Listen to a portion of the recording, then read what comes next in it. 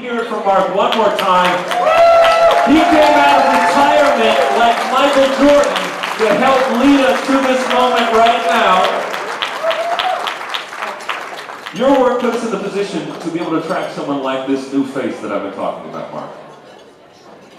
Mark, by the way, also agreed graciously to be board chair to help assist in this final transition, which is an amazing gift. Thank you, Mark. Now, the new face that I get to bring to the stage. He's been working with you since he was 13, where he started as an assistant counselor for a summer day camp.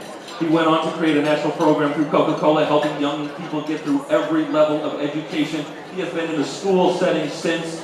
We were on the phone this week in preparation of tonight, and he spoke beautifully and eloquently about the joy and the hope that comes when you unlock all that a young person has to offer, all that might otherwise be kept locked up through no fault of their own. He is exactly the embodiment of the mission that we want. Will you please welcome, we are honored to have such passion, leading us into the next phase, our brand new CEO and brand new face, introduced here tonight, Mr. Greg Kovacs.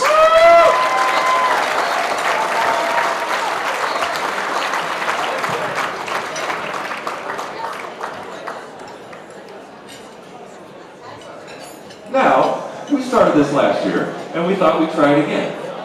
We're going to have a little fireside chat with Mark and Greg to get an overview about what we've been doing this last year and what the vision is for the future. But first, I thought, Greg, I so enjoyed talking to you over these last couple of weeks and getting to know you. As did I. And thank you.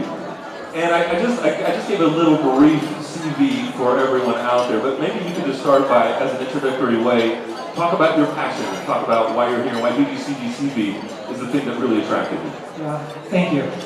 First of all, thank everyone for coming tonight and sharing and supporting this mission, the work that we do. Really, it means a lot to all of us involved.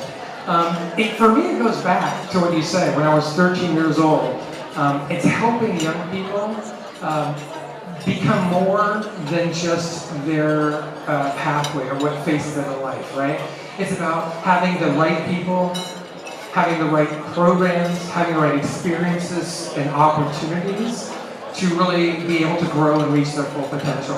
And for me, being able to go through the youth work that I was able to participate in, and then off to the schools, being brought back and have an opportunity to work with youth outside the school day is truly where I felt I could help make the biggest difference. And it's not just about me, it's about all the wonderful people we have on our team to make that happen. And that's my excitement and passion truly moving forward. Yeah. I mean, let's hear it for that.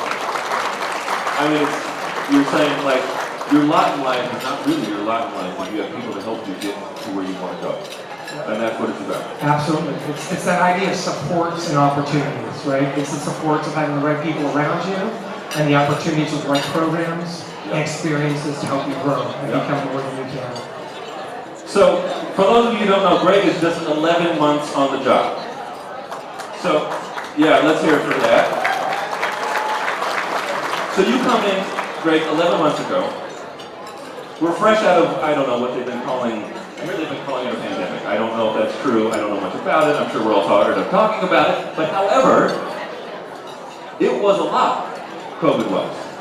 And we had to learn a lot, and on the other side of it, we've come to some new scenarios that we've had to come to grips with. And I just thought maybe you could talk a little bit about what it looks like on the other side of it, what we've learned from COVID. Yeah, it's interesting. It's I think what we've seen is help create the work that we now do, right? And it's this idea of, we've all heard of this COVID learning loss, of the youth being at home, not being with each other, and being out of school or school in a different way. Their academic needs became very different. We've all heard of it. So what can we do to help fill that gap or meet that gap? And I think that's been a big part. And then the second piece is, and we'll talk in a second, I'm sure, is the social-emotional piece, is learning how to be together. And that disconnect is what has been one of our greatest challenges moving forward. That makes sense. I mean, I think we can all remember going to our first party after the pandemic. Did everyone else have this experience where you're like, oh, all of a sudden I don't really remember how to human? I made so many old-time jokes. And I think about that in relation to people that are in their formative years. having had that same experience and then going back out and having not even had an opportunity to socialize. So it's really wonderful to hear you talk about SEL and its implementation. Mark, I wonder, oftentimes when we get up here and do these things, we talk about where have we been and where are we going. And since you are where we have been, I thought maybe you could talk a little bit about what was exciting about this last year in your time. First of all, let me thank all of you for coming this evening. It's great to see a lot of familiar faces and new people as well. So I'm thrilled. I think this has been an interesting year. First thing Greg had to do is clean up all the messes that I made last year, and so hopefully he's done a pretty good job with that. We're actively trying to expand the number of kids that we serve. We started last year with an ELOC program with Conejo Valley Unified, and Greg and the staff have expanded that greatly this year, and can maybe talk about that as well. Sure, Greg, tell us about ELOC. Yeah. Sounds intimidating. So, in some ways it is, yeah. So, ELOC is the Expanded Learning Opportunity Program that in some part is supported by the state of California. It's encouraging the schools to be able to find ways to offer the youth they serve additional education and academic support outside the school day. And what's been exciting this past year is the fact that Los Angeles Unified School District that we work with chose us to be their primary organization or partner to be able to do that work. And it's so important because the number of youth we can serve, the number of families we can help through that program. That's amazing. So let me get this right. Like, the state is running this program, they're selecting programs to do it. And they could have selected multiple different organizations, but they chose us because we're doing the work. So the state doesn't select, the school district selects. Right, absolutely. And yes, it is a huge big deal, a huge honor for the school districts to be supporting us and actually choosing us to deliver that program. That's amazing. And so those expanded numbers that ELOP is helping us to achieve, really, what does it fundamentally mean for us, those numbers that get bigger? Yeah, so why it's so important is that we have a reach to families within the school district to provide programs, like I said, the support from our safe places, from our staff providing mentorship, but we don't always reach all the families. There's a large group of families out there that don't necessarily look to after-school programs because they're either cost too much or they have some kind of barrier to that experience.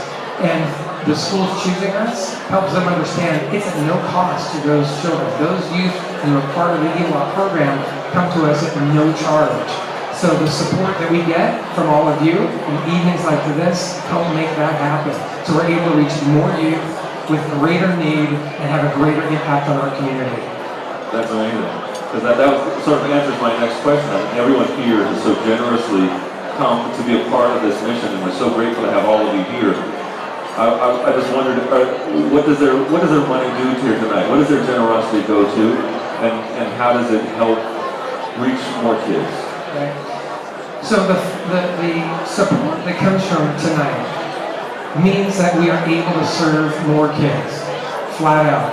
It means we're able to provide better resources, which is our staff, primarily, hands off to our staff and club support system. So without you, we can't make that happen. So your dollars help with that. But it also helps with the programs, the resources, being able to provide the actual buildings and spaces for them to come to, not just after school, but before school, during lunch, helping provide that space where they can learn, grow, and become better individuals as they move forward in life. That's amazing. Thank you both for filling us in. Can we hear it for Chair of the Board, Mark Bagaason, Mark, and our brand new CEO, Mr. Greg Kovacs. Give it up for the two of them. I feel like we're in good hands.